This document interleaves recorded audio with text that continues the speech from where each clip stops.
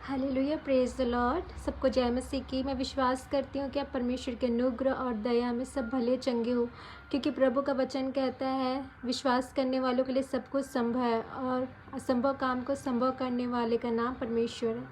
Hallelujah. हम धन्यवाद करते हैं आज के इस दिन समय के लिए। आइए, जो मैं आपके साथ वचन शेयर करने जा रही हूँ वो है यीशु के पीछे चलने का अर्थ।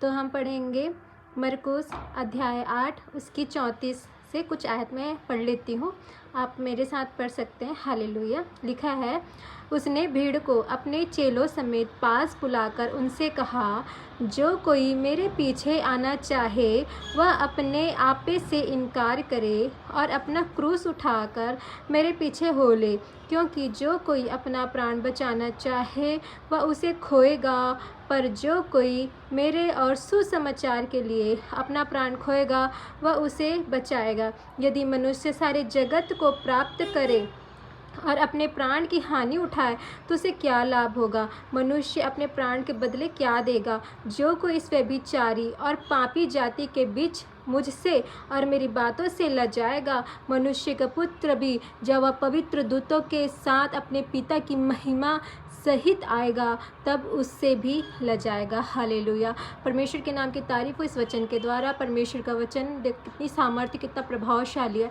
इसलिए जब परमेश्वर ने हमें अपने पुत्र को दे दिया है ना, परमेश्वर ने हमें इस कलाम को दे दिया जो हमारी ज़िंदगी बदलता है, हमें सामर्थ देता है। हम परमेश्वर को जानते हैं, इसके थ्रू हम परमेश्वर के करीब आते हैं। तो कभी भी मेरे प्रिय भाई बहनों, ऐसी कभी सिचुएशन आए कि जहाँ पे आपको परमेश्वर को मानना पड़े, इस लोगों के बीच में अगर पूछा जाए तो कभी उनका इनकार ना करें, क्योंकि जब परमेश्वर अपने दूतों के साथ उस महिमा में आएगा तो वो भी हमें इनकार नहीं करेगा, हमें अपने संग लेकर जाएगा। और जो इनकार कर देते वो ठोकर का कारण बनते। हालेलुया। और परमेश्वर का वचन ये भी कहता है कि जो अपने आप से इनकार करेगा वो मेरे लिए है, और जो अपने आप को देखता है, अपने पीछे चलता है, अपने आप को बनाने की कोशिश करता है ना, वो परमेश्वर के लायक नहीं होता है। हालेलुया।